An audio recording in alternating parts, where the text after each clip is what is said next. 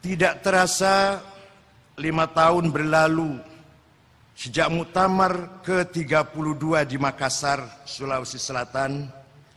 Kini kita berkumpul kembali di Jombang, Jawa Timur.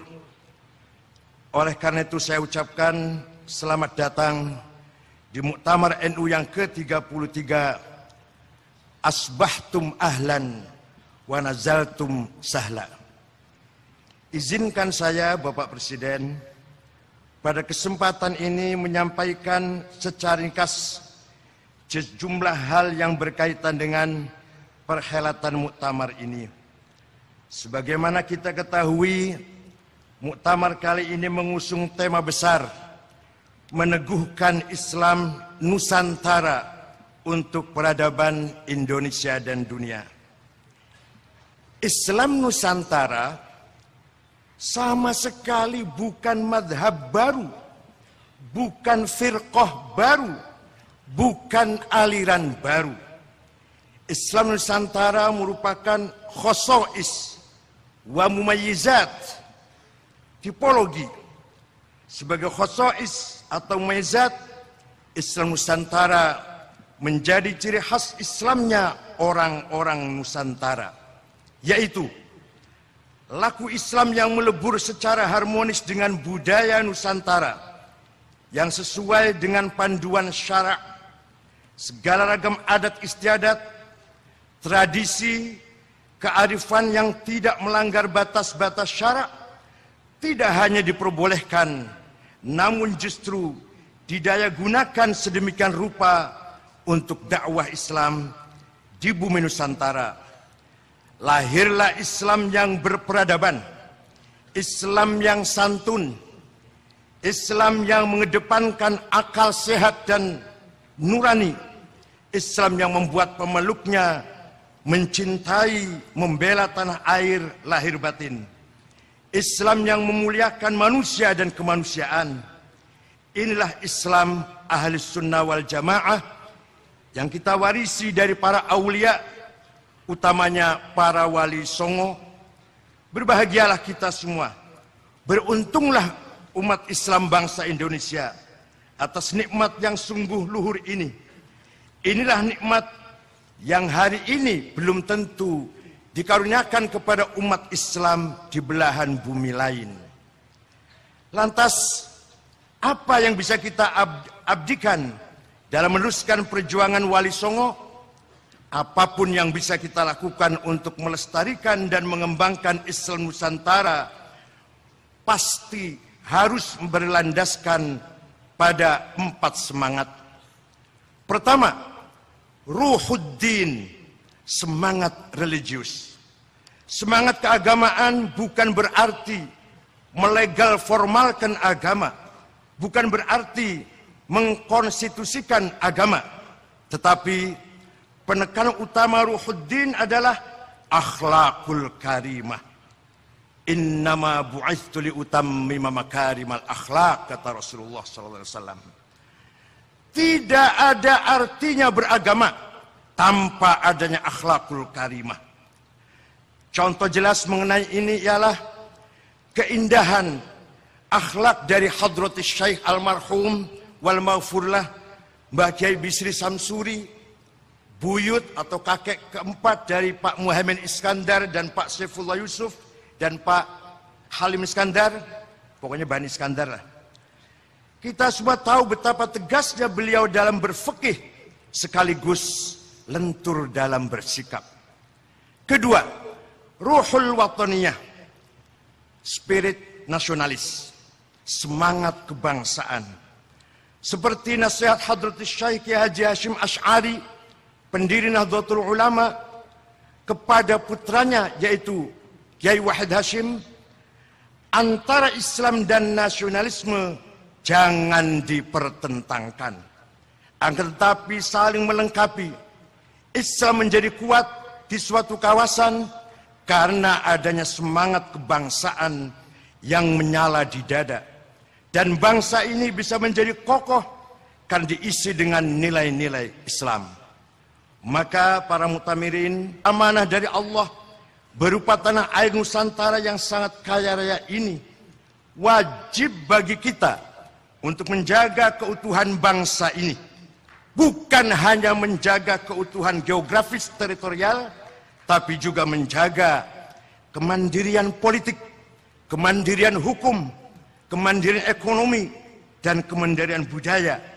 Inilah dengan tepat sekali disyairkan oleh Kiai Haji Wahab Hasbullah, ya al-watan, ya al-watan, ya al-watan, hubbul watan minal iman, wala takun minal hirman, inhadhu ahlul watan. Bahasanya Arab tapi semangatnya Nusantara. Dalam kerangka inilah penting sekali ditegaskan bahwa Nahdlatul Ulama selalu berpegang teguh pada konstitusi Indonesia. Siapapun presidennya, kami di belakang konstitusi. NU tetap membela tegaknya konstitusi. Selama patuh pada amanat konstitusi, mendukung pemerintah bukan berarti koalisi. Mengkritik pemerintah bukan berarti oposisi. Yang ketiga adalah ruhut ta'addudiyah, semangat kebinekaan. Kebinekaan adalah fitrah yang dimiliki bangsa ini.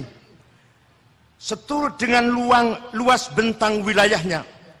Inilah kekayaan yang harus kita jaga, kita hormati dan kita hargai.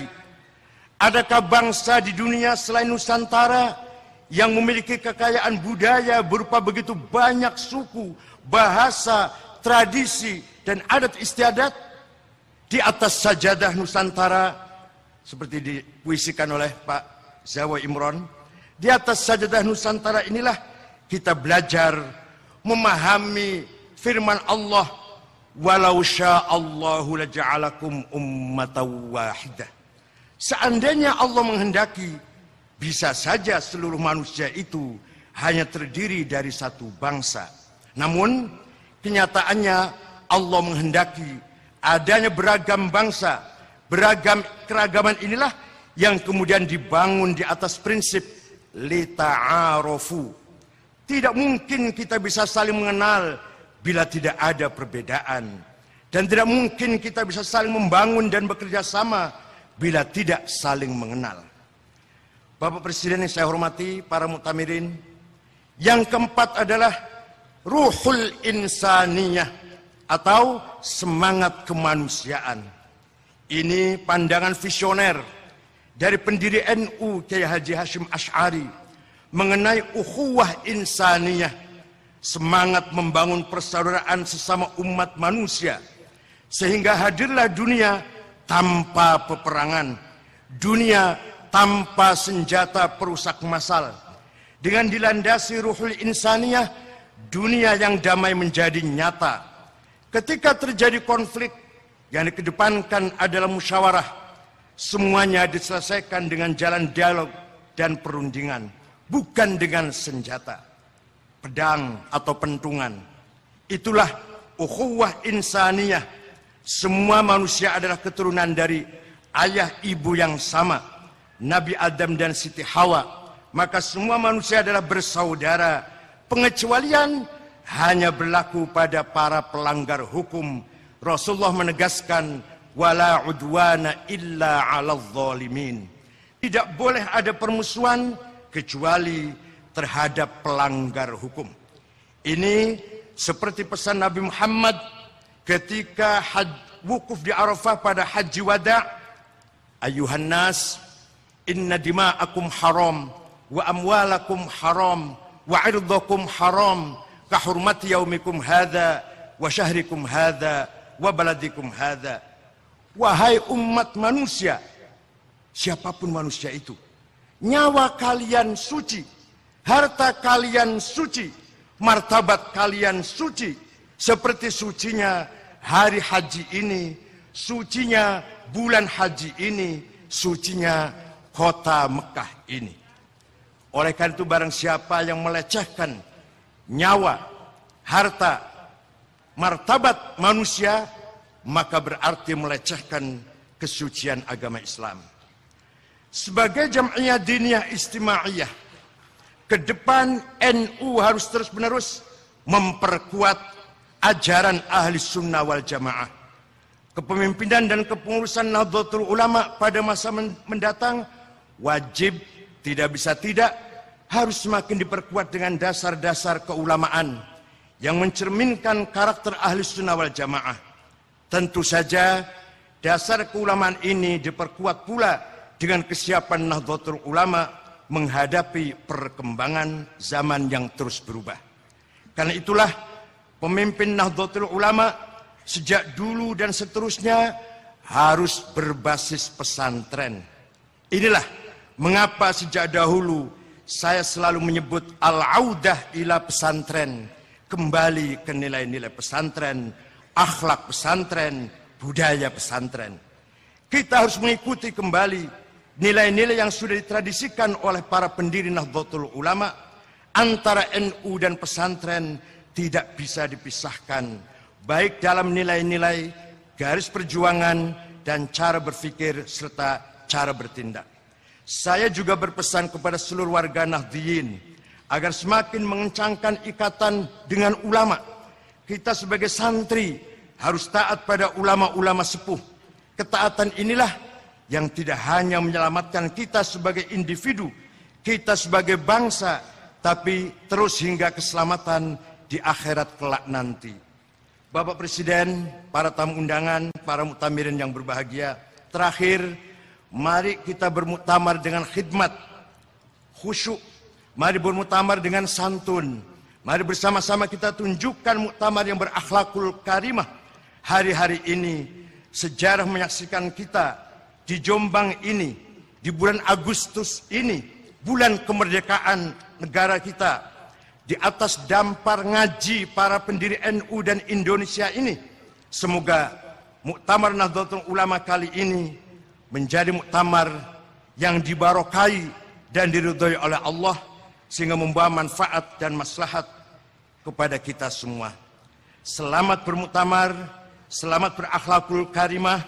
Sekali lagi terima kasih kepada Bapak Presiden yang telah menyempatkan hadir untuk menghadiri muktamar NU yang ke-33 ini. Dan kami pun mohon doa restu kepada semuanya, mudah-mudahan muktamar lancar, aman, dan tentram. Syukron wa dumtum fil khairi wal barakati wan najah, wallahul muwaffiq ila aqwamit thoriq. Ini NU Pak Presiden. Kalau wabillahi taufiq hidayah, bukan NU, bukan. Kalau NU, wallahul muwaffiq ila aqwamit thoriq. Wassalamualaikum warahmatullahi wabarakatuh.